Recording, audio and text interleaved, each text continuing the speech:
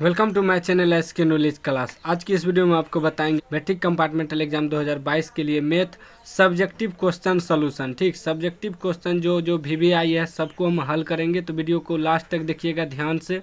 अगर चैनल पर नहीं है तो चैनल को सब्सक्राइब कर लीजिए और घंटी को दबा के ऑल कर लीजिए। देखिए क्वेश्चन है, द्विघात बहुपद x square plus 7x plus 10 के शून्यक ज्ञात कीजिए और शून्यकों तथा गुणकों के बीच संबंध की सत्यता की जांच कीजिए। कह रहा है पहले क्या करना है, गुणनखंड कर लेना है। X square plus 7x plus 10 बराबर 0 रख के क्या करना है, गुणनखंड कर लेना है। कि देखिए इसको और इसको गुना करेंगे तो क्या आ जाएगा, 10x स्क्वायर। ठीक, अब 7 को ऐसे तोड़ना है कि गुना करने पे 10 भी पुर जाए, जोड़ या घटा करके 7 भी पुर जाए। हम क्या करेंगे, 10 का गुणनखंड करेंगे, 2 से 5 दूनी 10। अब देखिए 5 जोड़ 2, 5 2 7 पुर जाएगा। अब 5 गुना 2 करेंगे, 10 भी पुर जाएगा।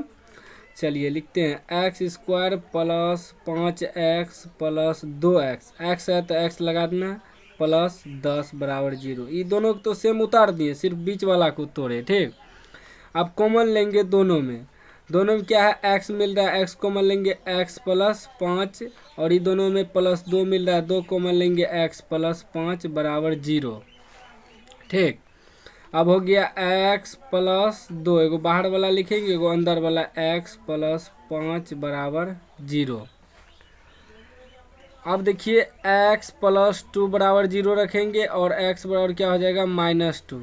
फिर x प्लस 5 बराबर 0 रखेंगे, x बराबर -5। ठीक, अब हमको क्या कह रहा है, तो शून्यक निकल गया। अब यहाँ सवाल में कह रहा है कि शून्यकों तथा गुणांकों के बीच संबंध सत्यता की जांच करने। ठीक ना, तो जांच करने के लिए क्या करना है, देखिए शून्यकों का योग बराबर होता है -x का गुणांक। ठीक, टे एक्स स्क्वायर का गुणांक। ठीक, तो अब देखिए पहले यहाँ देखिए शून्यकों का योग, शून्यक ये दोनों है, इसका योग यानी कि -2 प्लस -5 बराबर माइनस सूत्र का है x का गुणांक। यहाँ समीकरण देखिए, x का गुणांक क्या है, 7, यहाँ लिख देंगे 7 बटे एक्स स्क्वायर का गुणांक। यहाँ देखिए एक्स स्क्वायर का गुणांक नहीं कुछ तो 1 है, 1 लिख देंगे। अब देखिए ये हो गया -2 प्लस -5 बराबर -7, अब माइनस प्लस चिन्ह माइनस का -7 बराबर -7। देखिए जांच हो गया, दोनों बराबर आ गया। फिर होता है शून्यकों का गुणनफल बराबर, ठीक, अचर पद बटे एक्स स्क्वायर का गुणांक। ठीक, अब देखिए शून्यकों का गुणनफल, तो शून्य क्या दिया हमको, -2 और -5, यानी कि -2 गुना -5, गुणनफल है ना, गुना कर देना। अचर पद होता है ये वाला। ठीक, तो क्या है, 10 बटे एक्स स्क्वायर का गुणांक। एक्स स्क्वायर का गुणांक क्या है, नहीं कुछ तो 1 है, 1। ठीक, अब देखिए 5 दूनी 10, माइनस प्लस बराबर 10, दोनों देखिए बराबर हो गया। यही जांच करना था, जांच हो गया। ये पूरा सवाल बन गया, इसमें आपको पूरा नंबर मिलेगा। ठीक, इस तरीका से आपको बनाना। चलिए नेक्स्ट सवाल, अगला सवाल है, गुणनखंड विधि से द्विघात समीकरण x square minus 3x minus 10 बराबर 0 के मूल ज्ञात कीजिए। समीकरण दिया है x square minus 3x minus 10 बराबर 0, गुणनखंड करना है। ठीक, गुणनखंड विधि से देखिए इसको गुना करेंगे तो क्या आ जाएगा, -10x स्क्वायर। ठीक, अब -3 भी पुराना है। ठीक, -10 भी पुराना है, जोड़ या घटा करके -3 पुराना है। इसको तोड़ेंगे तो 10 को 2 पंचे 10, यानी कि 5 में 2 घटाएंगे 3 पुर जाएगा। लेकिन देखिए हमको -3 पुराना, तो इधर माइनस इधर प्लस, कम में से ज़्यादा घटेगा तो माइनस में आ जाएगा। लिखेंगे x square minus 5x plus 2x -10 बराबर 0। ये दोनों को तो सिर्फ उतार देते, तोड़ते इसको हैं, ठीक। x कॉमन लेंगे तो बचेगा x -5 और +2 कॉमन लेंगे तो x -5 बराबर 0। x + 2 फिर x -5, एगो बाहर वाला लिख लेंगे, एगो ये दोनों में से अंदर वाला किसी को लिख लेना है, बराबर 0। अब देखिए x + 2 बराबर 0, फिर x बराबर क्या हो जाएगा -2, फिर x -5 बराबर 0, x बराबर क्या हो जाएगा +5। क्या निकल गया गुण x का मान -2,5 आंसर हो गया। चलिए नेक्स्ट सवाल। अगला सवाल है, मान लीजिए कि त्रिभुज ABC और त्रिभुज DEF समरूप है और इनके क्षेत्रफल क्रमशः 64 वर्ग सेमी और 121 वर्ग सेमी है। यदि EF बराबर 15.4 सेमी हो तो BC ज्ञात कीजिए। दो समरूप त्रिभुज है, मान लिए हैं, एक का क्षेत्रफल 64 दिया है, एक का 121। इसमें EF हमको दिया है 15.4, तो हमको कह रहा है BC निकालने। एक सूत्र होता है, आप लोग याद रखिएगा कि एरिया ऑफ त्रिभुज ABC समरूप है ना, तो बटे में इसको ले लेंगे एरिया ऑफ त्रिभुज DEF, ठीक, यहाँ त्रिभुज लग जाएगा।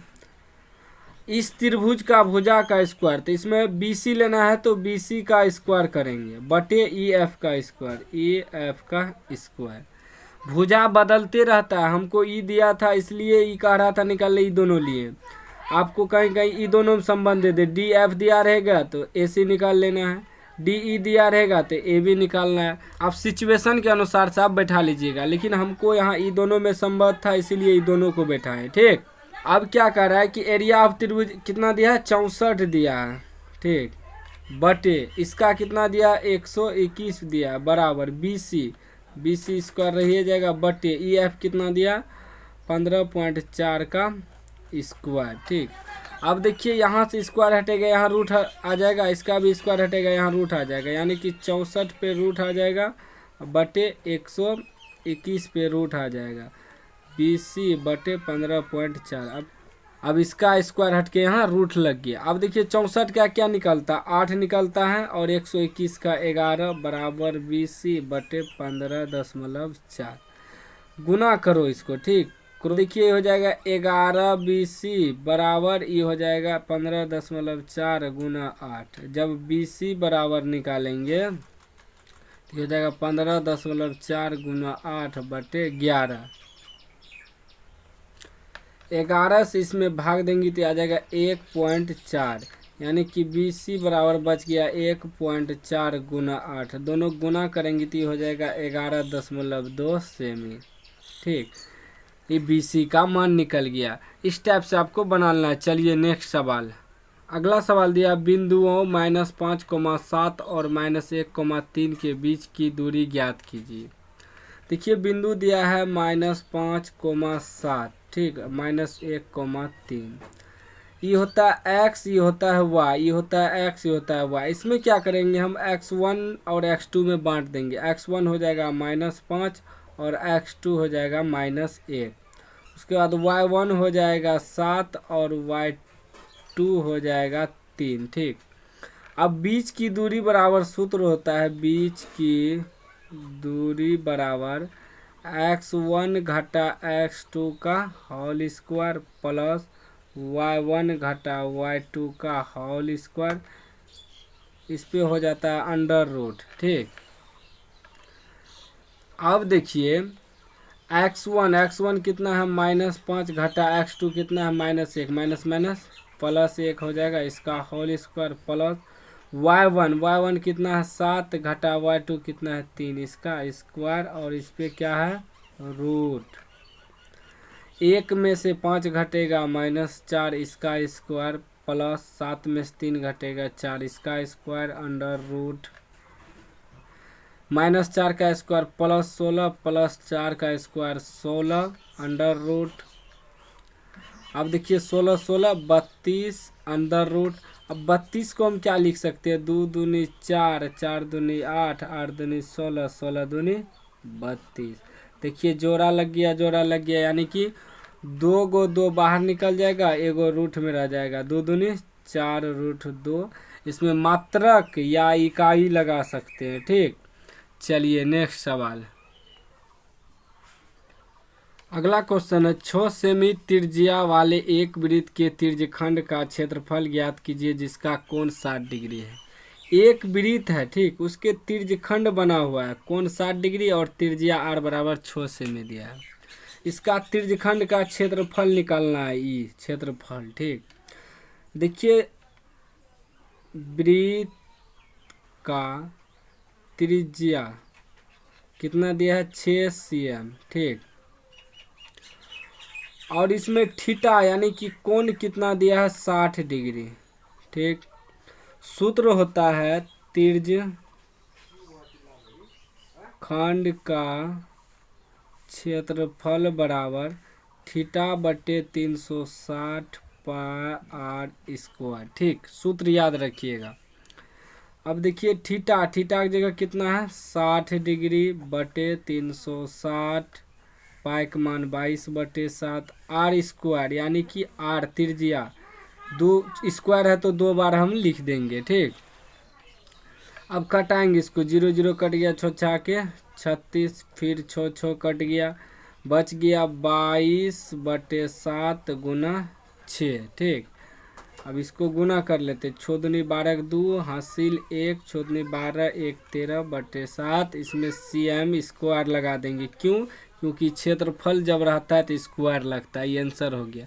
इस तरीका से आपको बना देना है सवाल को। चलिए नेक्स्ट सवाल देखिए। अगला सवाल है धातु के 3 घनों के किनारे की लंबाई क्रमशः 3 सेमी, 4 सेमी और 5 सेमी है। तीनों को पिघलाकर एक नया घन बनाया गया है, तो नए घन के किनारे की लंबाई क्या होगी। इस सवाल को देखकर न विद्यार्थी का पसीना छूट जाता है, तो लेकिन आपका नहीं छूटने देंगे हम। क्यों, क्योंकि इसको हम अच्छे तरीका से आपको समझाएंगे, सब्जेक्टिव में पूछने वाला है। ठीक ना, देखिए 3 घन है छोटे छोटे, जिसका 3 सेमी किनारा है, 4 सेमी 5 सेमी। ठीक, इसी को क्या करता है, पिघलाकर एक नया घन बनाता है, बड़ा सा घन। ठीक, तब कह रहा है इसका भुजा निकालने, भुजा ए मान लिए। ठीक, तो करना क्या, बहुत सिंपल है, ये तीनों घनों का आयतन निकाल लेंगे और उसके बाद इसके बराबर में रख देंगे। देखिए कोई भी सामान दे, अगर पिघलाकर नया बनाएगा तो आयतन बराबर ही रहता है। ठीक, क्योंकि पिघला देंगे भले ही उसका आकार बदल जाएगा लेकिन आयतन उतना ही रहेगा। ठीक, वही लिखेंगे, तीनों का अलग अलग पहले आयतन निकाल लेते हैं। 3 सेमी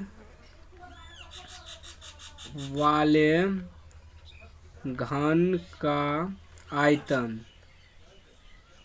ठीक, तो घन का आयतन का सूत्र होता है भुजा क्यूब, भुजा क्यूब। ठीक, तो यहाँ 3 का क्यूब हो जाएगा।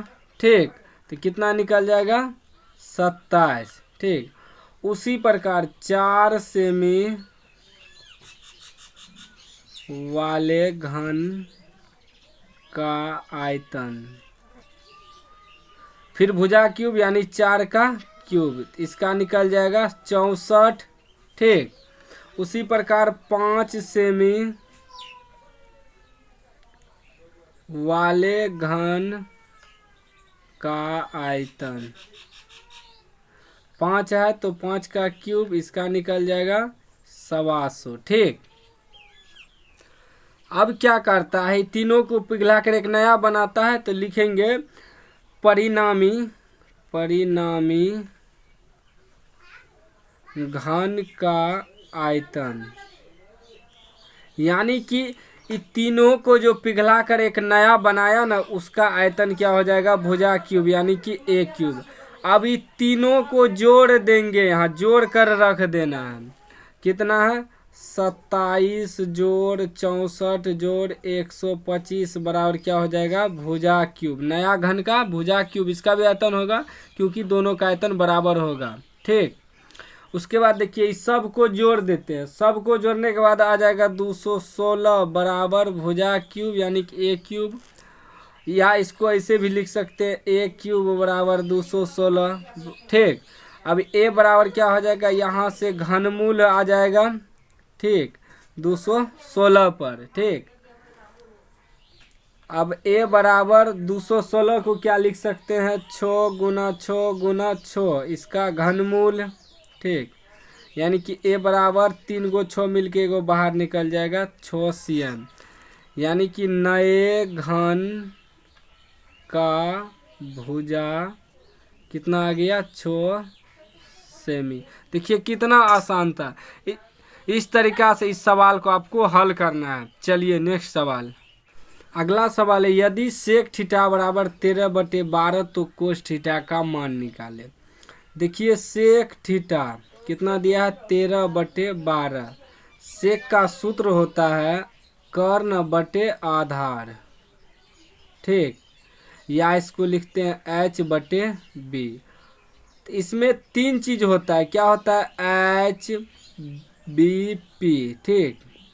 इसमें हमको देखिए 2 चीज मालूम है, तीसरा नहीं है। क्या करेंगे, p बराबर निकाल देंगे, सूत्र होता है h² घटा p² का अंडर रूट, ठीक। अब देखिए h कितना है, 13 का स्क्वायर घटा b कितना है, 12 का स्क्वायर, इस पे अंडर रूट। 13 का स्क्वायर 169, 12 का 144 अंडर रूट, तो हो जाएगा 25, घटाएंगे तो 25 का कितना निकलेगा, 5। अब हमको क्या कह रहा है, कोस थीटा निकालने। कोस थीटा बराबर सूत्र होता है b/h। b कितना है, 12 बट्टे h कितना है, 13, यानी कि 12/13 निकल गया। इसलिए हम इस सूत्र लगाएं, इसका प्रयोग यहाँ नहीं हुआ इसलिए लगाए। अगर जहाँ आपको जरूरत पड़े ना p का, इस तरीका से आप निकाल सकते हैं, ठीक। चलिए नेक्स्ट सवाल। अगला सवाल है, दिखाइए कि 10 45 degree into 10 23 degree into 10 67 degree बराबर 1। देखिए 10 45 degree into 10 23 degree into 10 67 degree हमको इतना बराबर प्रूव करना है 1, ठीक। हम क्या करेंगे, देखिए 10 45 डिग्री और ये दोनों मिला के 90 पुर रहा है, एगो चेंज कर देंगे, 10 23 डिग्री, इसको चेंज करेंगे, लिखेंगे 10 90 डिग्री घटा 23 डिग्री, तो क्या आ जाएगा, 67 आ जाएगा, ठीक। अब देखिए 10 45 degree 10 23 degree into 10 90 minus theta होता है कोट थीटा, थीटा की जगह क्या है, 23 डिग्री। अब 10 45 का मान 1 गुना 10 थीटा इंटू कोट थीटा बराबर होता है 1 गुना 1, 1 प्रूव्ड हो गया, ठीक। यहाँ लिख सकते हैं प्रूव्ड। चलिए नेक्स्ट सवाल। अगला सवाल है, उस त्रिभुज का क्षेत्रफल ज्ञात करें जिसके शीर्ष -5, -1 3, -5 5, 2 है। देखिए सबसे पहले इसमें x1 हो जाएगा -5, ठीक। फिर x2 हो जाएगा 3 और x3 हो जाएगा 5, ठीक। फिर y1 हो जाएगा -1 और y2 हो जाएगा -5 और y3 हो जाएगा 2, ठीक। इस तरीका से निकाल लेना है। अब सूत्र होता है त्रिभुज का क्षेत्रफल बराबर 1/2 x1 टू y2 घटा y3 ब्रैकेट बंद, फिर x2 इंटू y3 घटा y1 into x3 into y1 घटा y2 ब्रैकेट बंद, ठीक। सूत्र याद रखिएगा ना तो सवाल सब हल होगा। अब यहाँ देखिए कि 1/2 x1 कितना है -5, y2 कितना है -5 घटा y3 कितना है 2 प्लस x2 कितना है 3, y3 कितना है 2 घटा y1 कितना है 1, तो माइनस माइनस प्लस 1 लिख देते हैं, प्लस x3 कितना है 5, y1 कितना है -1 घटा y2 कितना है -5 माइनस प्लस 5, ठीक। अब देखिए 1/2 -5 गुना माइनस माइनस प्लस, चिन्ह माइनस का, 5 2 7, लेकिन -7 हो जाएगा। ठीक, +3 इंटू 2 1 3 +5 इंटू 5 में से 1 घटेगा 4। अब देखिए 1/2 माइनस माइनस प्लस, 7 5 35 +3 3 9 +5 4 20। ठीक, 1/2 गुना इस सबको जोड़ेंगे तो आ जाएगा 64, 2 कट जाएगा 32 बार में, यानी कि 32 वर्ग मात्रक या इकाई। ठीक है ना, दोनों में से कोनो लिख सकते हैं। ये आंसर हो गया। इस तरीका से आपको इस सवाल को बनाना है। चलिए नेक्स्ट सवाल। अगला सवाल है, समांतर श्रेणी 3, 8, 13, 18 डॉट डॉट का कौन सा पद 78 है? कौन सा पद का 78 निकाले? तो इसमें देखिए प्रथम पद यानी कि ए क्या हो जाएगा 3, उसके बाद सार्व अंतर, ठीक, जिसे डी कहते हैं। डी क्या करेंगे, दूसरा पद में से पहला पद घटा देंगे, 8 घटा 3 कितना निकल जाएगा 5। और ए एन कितना दिया है, ए एन या टी एन भी कह सकते। कौन सा पद 78 है, यानी कि ए एन बराबर 78 रखेंगे और एन कह रहा निकालने, एन बराबर वाट। ए एन बराबर सूत्र लिखेंगे A plus N minus 1 into D. ठीक, ए एन कितना दिया है 78 बराबर ए कितना है 3 plus N minus 1 into d कितना है 5। 78 बराबर 3 + 5 गुना एन, 5 एन घटा 5 एकम 5, तो 78 बराबर 3 में से 5 घटेगा -2 + 5 एन, 78 इधर आएगा माइनस है तो +2 बराबर 5 एन, 78 2 80 बराबर 5 एन, 5 से कटाएंगे 16 5 80, यानी कि एन बराबर 16, यानी कि 16वां पद क्या है 78 है। इस तरीका से आपको सब्जेक्टिव सवाल बनाना है। आज की वीडियो में बस इतना ही। अगर आपको और सब्जेक्टिव क्वेश्चन का सलूशन चाहिए तो आप हमें कमेंट में बताइए, और अभी तक चैनल को सब्सक्राइब नहीं किए सब्सक्राइब कर ले और घंटी को दबा के ऑल कर दे।